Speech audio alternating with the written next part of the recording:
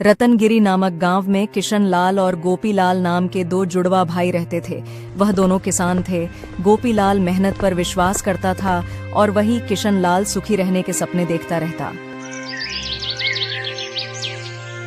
एक दिन किशन लाल अपने घर पर आराम की नींद सो रहा था कि तभी उसके पड़ोस में रहने वाली जमुना ताई उसे जाकर बोली, अरे यहाँ पर तुम आराम से सो रहे हो, वहाँ तुम्हारा छोटा भाई फसल काट रहा है, तुम्हें फसल नहीं काटने जाना क्या? अरे जमुना ताई, मैंने तो कल ही सारी फसल काट ली।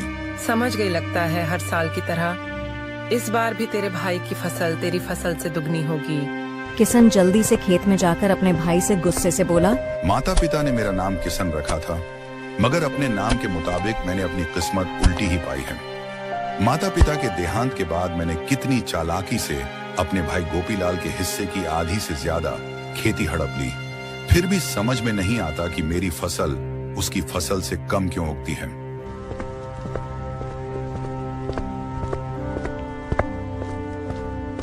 किशन लाल घर पर जाकर दोबारा सो गया।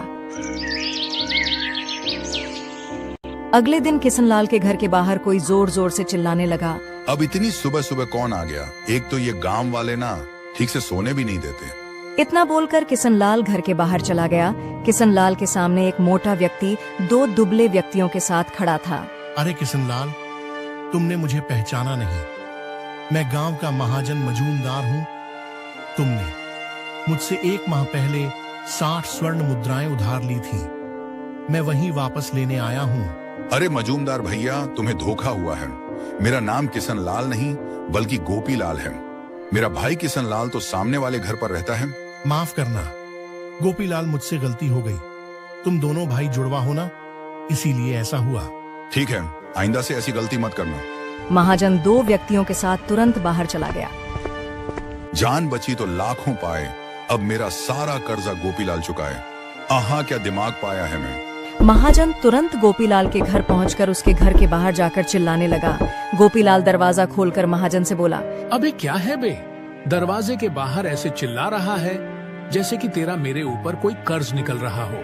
1 माह होने को आया है, आज तो 60 स्वर्ण मुद्राएं वापस लिए बगैर नहीं लौटूंगा।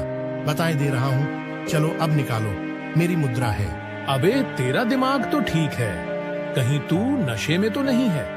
रात को भांग के पकौड़े खाकर सोया था क्या बे? मैंने कौन सी मुद्राएं ली हैं तेरे से?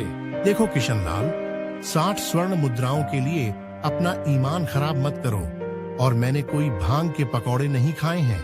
अरे भैया, मेरा नाम कृष्णलाल नहीं है बल्कि गोपीलाल है। मेरा भाई किशन लाल तो सामने वाले मकान पर रहता है। जाओ जाकर उससे अपना कर्ज वसूल। मेरे माथे में क्यों दर्द कर रहे हो? जाओ यहाँ से। इतना बोलकर गोपीलाल घर के अंदर चला गया। महाजन अपना सर खोजाते हुए बोला, मगर मैं जहाँ से आया हूँ उसने तो बताया है कि वो गोपीलाल है, पर गोपीलाल या किशन लाल, हे भगवान, अजीब गोरख है। जब यह दोनों ही गोपीलाल हैं, तो फिर किशन लाल कौन है? अरे अरे, मैं पागल हो जाऊंगा। तभी महाजन के दो साथियों में से एक साथी बोला, अरे महाजन जी, मुझे लगता है जहाँ हम पहले गए थे ना, वही किशन लाल है। लेकिन वह तो अपने आप को गोपीलाल बोल रहा है। मेरे पास एक उपाय है। इतना बोलकर महाजन का दूसरा साथी महाजन को कुछ बताने लगा।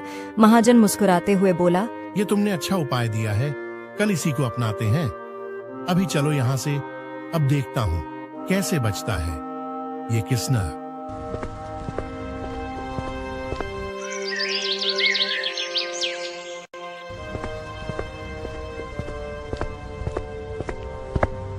अगले दिन सुबह फिर से महाजन किशन लाल के घर पहुंचकर घर के बाहर चिल्लाने लगा। किशन लाल दरवाजा खोलकर महाजन से गुस्से में बोला, अरे भैया, तुम्हें बताया तो था कि मैं गोपीलाल हूँ। मैं जानता हूँ, इसलिए तो तुम्हारे पास आया हूँ।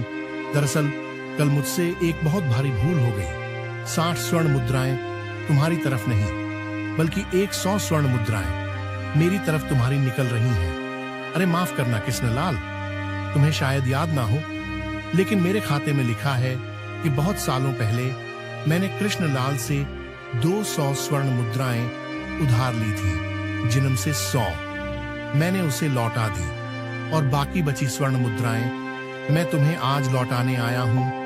लेकिन तुम किशन लाल ही हो ना? अरे अरे, अगर ऐसी बात थी तो तुम्हें पहले बताना चाहिए था ना। मेरा नाम ही किशन लाल है। लाओ लाओ, अब जल्दी से मुझे मेरी 100 स्वर्ण मुद्राएं दे दो और ऐसी भूल दोबारा मत करना। जल्दी निकालो मेरी स्वर्ण मुद्राएं। ये सुनकर महाजन अपने दोनों साथियों से बोला, यही है किशन लाल, इसी से तुम्हें मेरी 60 स्वर्ण मुद्राएं वसूलने हैं। अब कैसे वसूलना है यह तुम जानो। इतना कहकर महाजन वहां से चला गया और महाजन के दोनों साथी किशन लाल को बुरी तरह से पीटने लगे। किशन चिल्लाते हुए बोला, अरे भैया रुको, अरे अरे मत मारो भैया, अरे मोरी मैया, अरे कूट दियो रे, अरे शरीफ के साथ होशियारी अच्छी नहीं, अरे छोड़ दो भाई, अरे अरे मार डाला रे, अरे कोई मुझे बचाओ। इतना बोलकर किशन लाल ने तुरंत 60 स्वर्ण मुद्राएं उन दोनों को पकड़ा दी। वो दोनों हंसते हुए वहां से चले गए।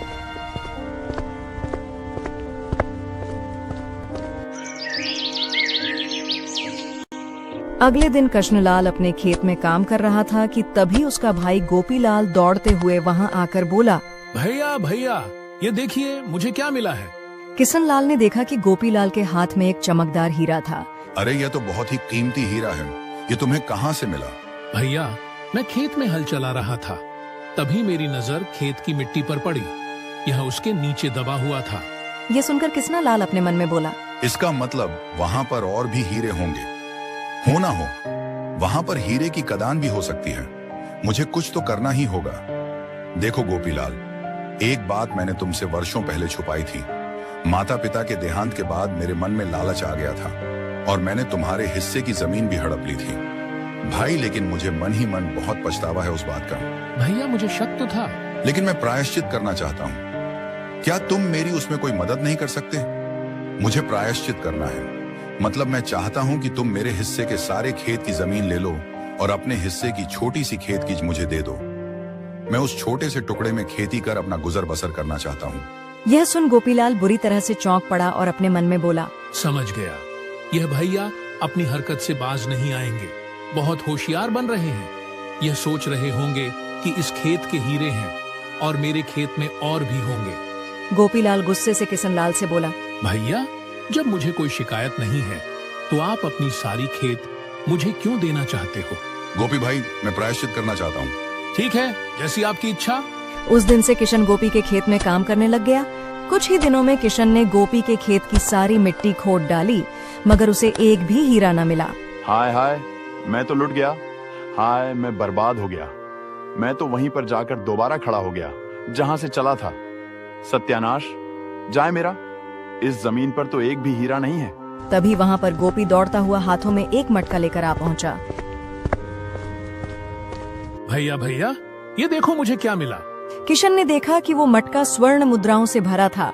अरे, यह मटका तो स्वर्ण मुद्राओं से भरा हुआ है। ये तुम्हें कहाँ मिला? भैया, मैं आपके खेत में हल चला रहा था कि तभी जमीन खोदते हुए कोई चीज अटक गई। जब मैंने खोद कर देखा तो मुझे यह स्वर्ण मुद्राओं से भरा हुआ मटका मिला। बस बहुत हो गया। हम दोनों एक ही माता पिता की संतान हैं। तुम्हारा नाम गोपी है और मेरा नाम किशन है। फिर भी तुम भाग्य के इतने धनी हो, आखिर क्यों?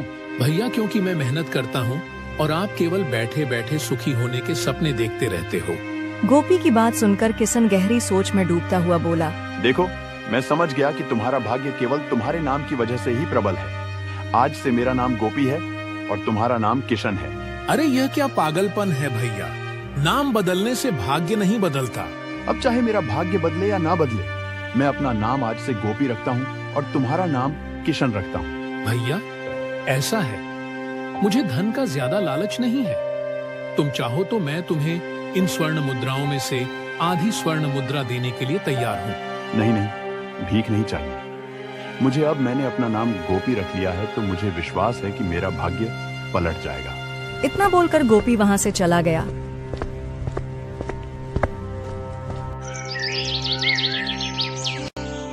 किशन अपने घर पर लेटा हुआ था, तभी उसके घर का कोई दरवाजा खटखटाने लगा। अब तो मैंने अपना नाम भी गोपी रख लिया है, अब कौन आ गया? इतना बोलकर किशन ने घर का दरवाजा खोल दिया। सामने एक बूढ़ा व्यक्ति किशन के सामने खड़ा था। तुम्हारे लिए जो है बहुत बुरी खबर है। किशन यह सुन किशन बुरी तरह से चौंक पड़ा और अपने मन में बोला, मैंने तो अपना नाम कल ही बदल दिया है। मैं अब किशन नहीं बल्कि गोपी हूँ। तो फिर मैं यह दुख की खबर क्यों सुनूं? देखो भाई, तुम गलत घर पर आ गए हो। मेरा नाम किशन नहीं बल्कि गोपी है। किशन मेरे सामने वाले घर पर रहता है। बूढ़ा व्यक्ति चुपचाप वहां से चला गया और गोपी के घर का दरवाजा खटखटाने लगा। गोपी ने तुरंत दरवाजा खोल दिया। क्षमा कीजिएगा, मैंने आपको पहचाना नहीं। अरे तुम्हारे लिए बहुत बुरी खबर है किशन। कल अचानक तुम्हारे बूढ़े चाचा का जो है निधन हो गया है। उनकी कोई संतान नहीं थी, इसलिए अंतिम संस्कार की प्रक्रिया तुम्हें ही पूरी करनी है। और तो और तुम्हारे बूढ़े चाचा के नाम बहुत सारी संपत्ति थी। उन्हें अपनी सारी संपत्ति मरने से पहले किशन मतलब कि तुम्हारे नाम कर दी थी। अब से उस सारी संपत्ति के बारे, लेकिन चाचा जी ने सारी संपत्ति किशन मतलब कि मेरे ही नाम, क्योंकि वह हमेशा कहते थे कि उनके 2 भतीजे हैं। गोपी तो मेहनती है और उसके खेत में फसल भी अच्छी होती है, मगर उसका जुड़वा भाई जो है यानी कि किशन, वह एक आलसी व्यक्ति है जो ठीक से मेहनत नहीं करता।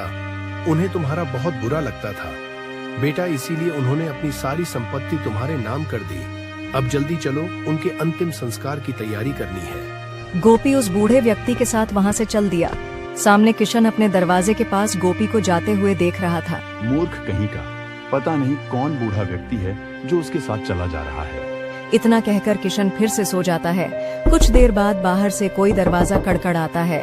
किशन ने जैसे ही दरवाजा खोला तो सामने एक आदमी खड़ा था। क्या तुम्हारा ही नाम गोपी है? आदमी को देखकर किशन चौंकता हुआ अपना असली नाम बताने ही वाला था कि तभी उसे याद आ गया। किशन आदमी से बोला, हाँ, मेरा ही नाम गोपी है। जमींदार की पत्नी ने तुम्हें याद किया है। जमींदार विक्रम किसी विशेष कार्य से गांव के बाहर गए हैं, इसलिए सारा कारोबार जमींदार की पत्नी रुक्मिणी ही संभाल रही है। उन्होंने तुम्हें बतौर अतिथि अपने घर में बुलाया है। यह सुनकर किशन खुश होता हुआ बोला, अरे वाह, नाम बदलते ही मेरे तो दिन सच में बदल गए। इसका मतलब भाग्य पलट गया। किशन तुरंत उस आदमी के साथ सीधे जमींदार जी के घर चला गया, जहाँ पर कुछ किसान और खड़े हुए थे। जमींदार की पत्नी रुक्मिणी किशन की ओर देखकर बोली, क्या तुम्हारा ही नाम गोपी है? जी हाँ, मेरा ही नाम गोपी है। मुझे सूचना मिली है कि तुम्हारे खेत में गांव की सबसे अच्छी फसल होती है। क्या यह सत्य है? किशन अपने मन में बोला, ये मूर्ख जमींदार की पत्नी भी मुझे गोपी ही समझ रही है, क्योंकि गोपी के खेत की फसल गांव में सबसे अच्छी होती है। लगता है यह मुझे उपहार में कोई विशेष इनाम देगी। आपने बिल्कुल सही सुना। किशन ने इतना कहा ही था कि तभी रुक्मिणी क्रोधित होते हुए अपने आदमियों से बोली, इससे मेरी तरफ से 10 कोड़े मारे जाएं। तुम्हारी फसल गांव में सबसे अच्छी होती है, मगर तुमने अभी तक लगान नहीं चुकाया। गांव की सेवा कोष की पेटी खाली हो चुकी है। तुम्हें 10 वर्षों का लगान चुकाना होगा, और अब तक जो तुमने लगान नहीं चुकाया उसकी सजा बता। तुम्हें 10 कोड़े मारे जाएंगे। रुक्मिणी का आदेश सुनकर जमींदार के आदमियों ने किशन पर कोड़े बरसाने लगे। किशन दर्द से कराता हुआ अपने से बोला, हाय रे, मेरा उल्टा भाग्य। जब भी पहाड़ खोदता हूँ और हिस्से में चूहियां ही निकलती है। कुछ ही देर में किशन जमीन पर लेटा हुआ था। जाओ, जाकर 10 वर्ष के लगान का इंतजाम करो, नहीं तो लगान न चुकाने पर तुम्हें रात में सबके सामने फांसी पर लटका दिया जाएगा। यह सुनकर बेचारा किशन रोता हुआ अपने घर पर आ गया कि तभी अचानक उसका भाई वहां पर आ गया और उसे सारी घटना बताते हुए बोला, भैया, चाचा जी ने सारी संपत्ति आपके नाम कर दी थी, परंतु आपने तो अपना नाम ही बदल दिया। और आपके चेहरे पर यह दर्द कैसा? मेरा तो भाग्य ही उल्टा है छोटे। अब मुझे तेरी बात समझ आ गई है कि नाम बदलने से भाग्य नहीं बदलता। भैया, चिंता मत करो, 10 वर्षों का लगान मैं चुका दूंगा।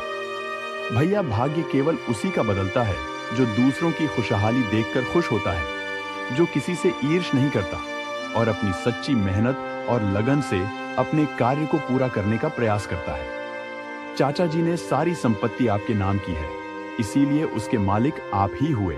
अपने भाई की बात सुनकर किशन मुस्कुराने लगा और उस दिन के बाद वह सुधर गया। सच्चाई और ईमानदारी से अपना काम करना चाहिए। दोस्तों, हम इस कहानी से यह शिक्षा मिलती है कि अच्छे काम करने चाहिए और मेहनत करनी चाहिए। अच्छे काम का अच्छा फल होता है।